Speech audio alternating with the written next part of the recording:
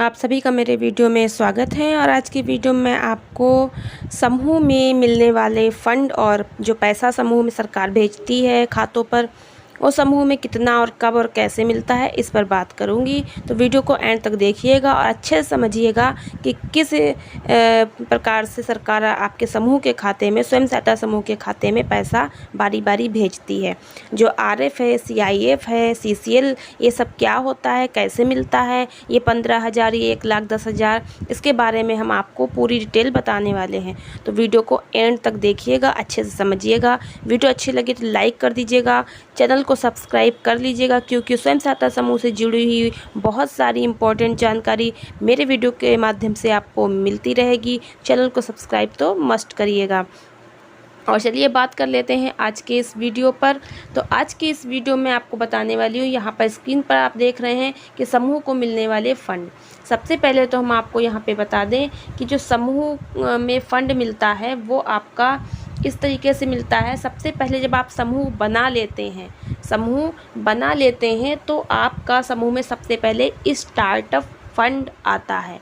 इस startup fund का मतलब समूह को स्टार्ट करने के लिए, समूह को शुरू करने के लिए, समूह को चलाने के लिए शुरुआत में आपको एक जो है वो फंड दिया जाता है। और उस फंड को यहाँ पर सबसे पहले नंबर पर दिखाया गया है। अनुमन्य धनराशि इसमें कितनी होती है, इसमें 2,500 होती है। ब्रैकेट में लिखा हुआ है कि 1,500 दरी बक्सा के लिए, मोहर के लिए और इंक पैड, ताला आदि हेतु, तथा 1,000 रजिस्टर हेतु। यानी कि जो 2,500 रुपये आपको मिलेंगे उसमें आप 1,500 में, 1,500 रुपये में दरी बक्सा, मोहर, इंक पैड, ये जो अंगूठा लगाने वाला कैलकुलेटर और ताला, ये सब खरीद सकते हैं। और फिर 1,000 जो बचेंगे उसमें समूह के लिए रजिस्टर वगैरह खरीदेंगे। चूँकि रजिस्टर ब्लॉक से ही मिल जाते हैं, छपे छपाए बने बनाए, तो सरकार केवल खाते में 1,500 रुपये ही भेजती है, रजिस्टर का 1,000 नहीं भेजती है। समझ लीजिए, रजिस्टर अगर ब्लॉक से मिल जाएंगे तो खाते में 1,500 आएंगे स्टार्टअप के, और अगर रजिस्टर जो है ब्लॉक से नहीं दिए जाएंगे तो खाते में 2,500 आएंगे। और ये किसको मिलते हैं, जब समूह का खाता खुल जाता है। तो समूह का खाता खुलने पर, खाता तुरंत तो खुलता नहीं है, जैसे आज आपने समूह बनाया कल परसों खाता खुल जाए, ऐसा नहीं है। खाता 1 महीने बाद खुलने की जो है वो नियम होती है, क्योंकि जब आप 10-10 रुपये करके जमा होते हैं आपके समूह में, तो जो महीना का आपका 400-500 रुपया बनता है, तभी आप खाता खुलता है। उसके बाद आप जो है स्टार्ट हो जाता है। तो 1 महीने बाद, किसी किसी का 2 महीने या 3 महीने में खाता खुल पाता है, लेट हो जाता है किन्हीं कारणों से। तो 1 महीने बाद आपका खाता जब खुल जाता है तो उसके बाद स्टार्टअप फंड खाते में आ जाता है। और ये आप तीनों अध्यक्ष, सचिव, कोषाध्यक्ष जा करके और वहाँ बैंक से निकाल सकते हैं। इसके बाद नंबर 2 पे बात करें तो रिवॉल्विंग फंड यानी कि आरएफ होता है। और ये आपके खाते में 15,000 रुपये समूह के खाते में भेजा जाता है। ये कब आता है, गठन से 3 माह पुराने, जिसका खाता खुल गया हो और जो है पंचसूत्र का पालन भी कर रहा हो। यानी ऐसा समूह जिसको 3 महीना हो चुके हों बने हुए और उसका खाता भी बराबर खुला हुआ हो, चल रहा हो, उसमें जो बचत आप जमा कर रही हों और पंचसूत्र का पालन कर रही हों, समय से बैठक, समय से ऋण जमा, क्योंकि ऋण तो आप इतनी जल्दी देते नहीं हैं क्योंकि अभी समय कितना हुआ है, और बचत जमा कर रही हैं, बैठक कर रही हैं, यही सब। अब तीसरे नंबर पर आपका सामुदायिक निवेश निधि है, जिसको CIF कहते हैं। और ये अधिकतम 1,10,000 रुपये समूह के खाते पर आती है। और आपको इसके पहले मैं ये बता दूं, जो 15,000 आते हैं वो समूह में आपके जो आंतरिक लेन देन करने के लिए आते हैं, समूह की दीदियों को छोटी मोटी कोई आवश्यकता को पूरा करने के लिए। यदि सभी दीदियां पैसा निकालने के बाद बैंक से वो मीटिंग करती हैं, बैठक करती हैं और आपसी सहमति से आपस में बांट लेती हैं। यदि ना चाहें तो कोई 1 दीदी भी ले सकती है, 2 दीदी भी ले सकती हैं, वो आप लोग आपस में तय कर लीजिए किसको कितना लेना है। तो 15,000 बहुत कम होते हैं तो 2-1 दीदी ले लीजिए, बाकी 1,10,000 जब सामुदायिक निवेश निधि आती उसमें ले लीजिए। आपकी स्थिति जैसी भी हो अपना सहमति बनाकर लीजिए। तो तीसरा, जब सामुदायिक निवेश निधि अधिकतम 1,10,000 आता है तो ये खाते में किस प्रकार आता है, जब खाता आपका 6 माह पुराना होगा और समूह का खाता खुला हुआ होगा और उसमें पंचसूत्र का पालन किया जा रहा होगा, तो आपका 1,10,000 आएगा। यानी कि ये जो 15,000 आपने लिया है, जो भी दीदी ने उसको ऋण के रूप में लिया है, वो जमा भी करे टाइम से। तो 6 महीने पुराने समूह को जो है वो 1,10,000 CIF के रूप में आता है और फिर वो जो है आपस में सभी दीदियाँ बांट लेती हैं और ऋण जो है जो दीदी लेती है उसका लिख लिया जाता है। 1,10,000 सभी दीदियाँ आपस में ऋण के रूप में ले लेती हैं, बांट लेती हैं मीटिंग करके।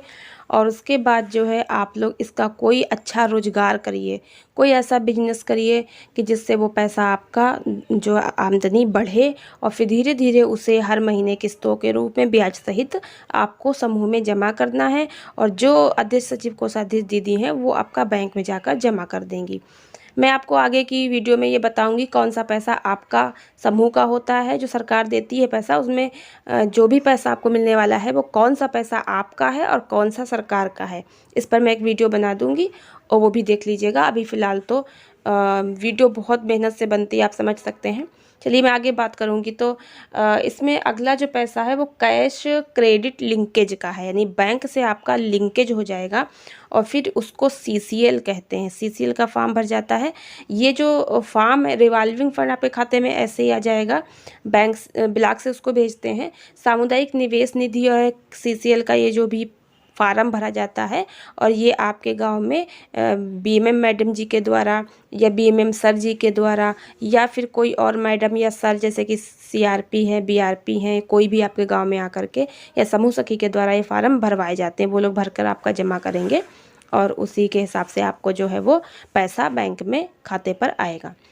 तो आपका जो CCL है ये पैसा आपको हर साल जो है अलग अलग हिसाब से मिलता है। पहले साल में आपको 1,00,000 रुपया मिलेगा, यानी कि ये 10 लाख रुपए तक का मिलता है। हर साल आपका पैसा इस तरह से बैंक आपको देती रहेगी। तो 1,00,000 जो रुपया है वो आपको पहले साल में मिलेगा।